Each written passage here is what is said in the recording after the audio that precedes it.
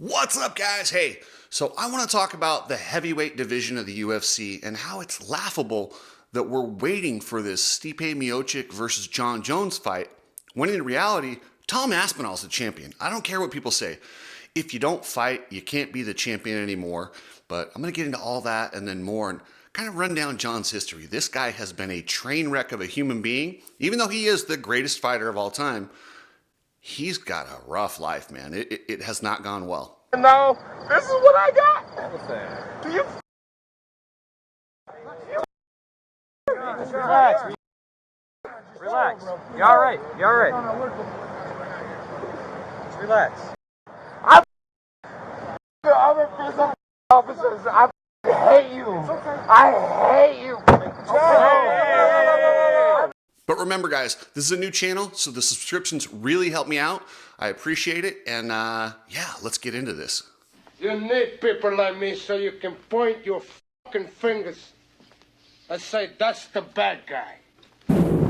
So let's take a look at Jon Jones. Jon Jones is out with a pectoral injury. He's the reigning UFC heavyweight champion, and he walked through Cyril Gahn in no time. Just took him down, tapped him out, no big deal.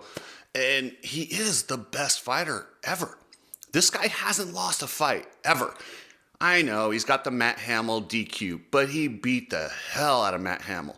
Trust me, that was not a win. He is undefeated, and I don't care what anyone says. You can look at his record. He didn't win that fight.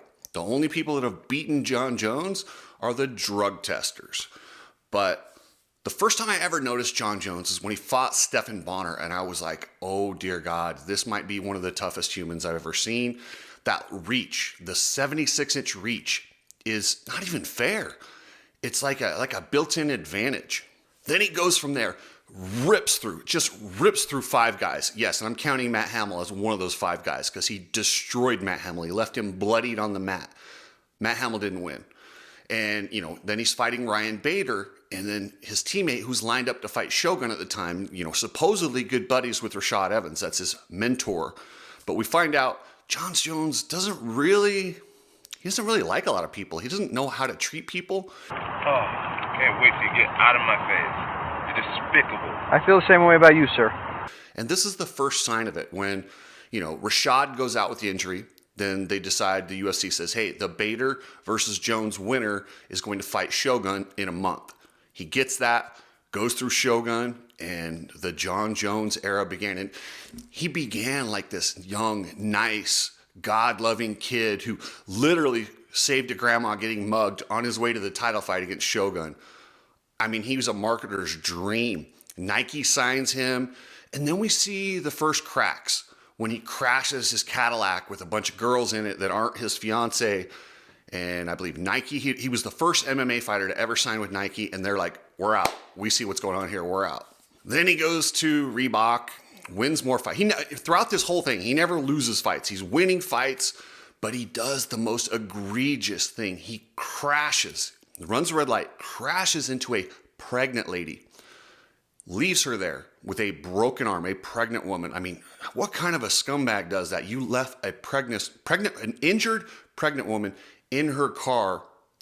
He runs away, but he runs back, allegedly to grab cash or cocaine, whatever. But he still doesn't check on this injured lady. Goes on he's on the lam for like a day or two, then he turns himself in and somehow gets through all that. The UFC strips him of his title. Once again, he's never been beat except for by drug testing and suspensions. And while you're getting all that stuff, hand me the open bottle that's right behind the passenger seat as well. The open bottle that's right behind the passenger seat. Reach behind the passenger seat, grab me that open bottle. He's had domestic charges from his fiance to strip club waitresses. It's been at one point, he got arrested here in Las Vegas. There's video of him slamming his forehead into a cop car, telling these cops that he could beat all of them. He could kill all of them. And he's not wrong. He probably could. But guess what, Jon? They have guns, so they'll just shoot you. And in this business of a lot of bad characters, I mean, they get into a cage and fight. We all know they're not saints. Jon takes the cake with the sociopathic, but he's also somebody to watch because while he's never been KO'd or knocked out in the ring, he has claimed a lot of his behavior is from head injuries and, But my memory is like always like my short-term memory is really bad. And you said you had short-term memory loss. Sometimes you get punched in the head. Yes, sir. Okay, so we are going to do alternative tests as well. Sustained damage in the cage and training, and that's possible. And let's not forget, this guy has popped for, regular street drugs, performance enhancing drugs. There's that rumor of him hiding out from the testing agent, which now he's in trouble with another testing agent by taking her phone when he's allegedly drunk.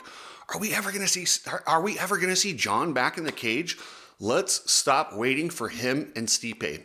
Between the two of these guys, Stipe, who's literally a model citizen, fireman, seems like a great family man, amazing champion, but he's only fought 2 times since 2020. 2 times in the last 4 years.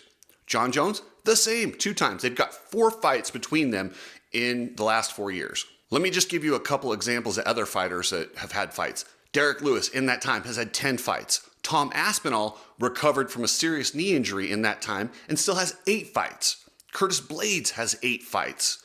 And now you might say, well, now they're not champions, now Aspinall is a champion. But if you want to compare the champions that have fought since 2020, Volkanovski has fought 8 times.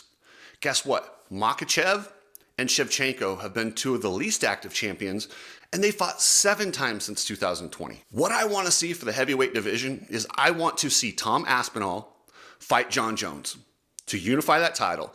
Then, if Stipe wants to fight the winner and he wants to come out, he is, the consensus greatest heavyweight of all time, although he got flatlined by Francis Ngannou his last time out. So kind of did I mention Stipe, 2 of those fights, 1 was a loss, and the other one was against Daniel Cormier, who's been long since retired. That's how long that he's been out of the cage. He's essentially retired himself. I don't really want to see him in the cage that bad anymore. You've got to stay somewhat active. I want to see Tom Aspinall against Jon Jones. And if Jon Jones cannot come back and defend that thing in a reasonable amount of time, strip him. If you want to give him an immediate title shot when he comes back, no problem.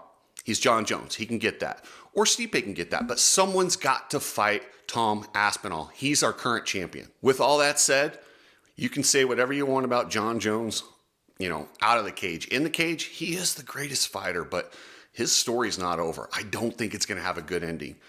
My odds are he ends up in prison or worse. What do you guys say? Let me know what you think, and remember, subscribe, and hey, we'll keep some videos coming. Came for my Hall of Fame ceremony, and I'm black, and I have my friends, and I did nothing to you. And I'm not. It was at a ceremony with the Hall of Fame person. I'm not gonna answer your questions no more. Go hang me, hurt me, and kill me. What did I do? Thank you. My Hall. A black man can't drink. And getting elected into the Hall of Fame, and now this is what I got. Do you? Relax. Relax. You all right? You all right? Just relax. You have anything in your pockets, man? What did I do? Is it okay if we What did I do? You. The other prison officers. I hate you. I hate you.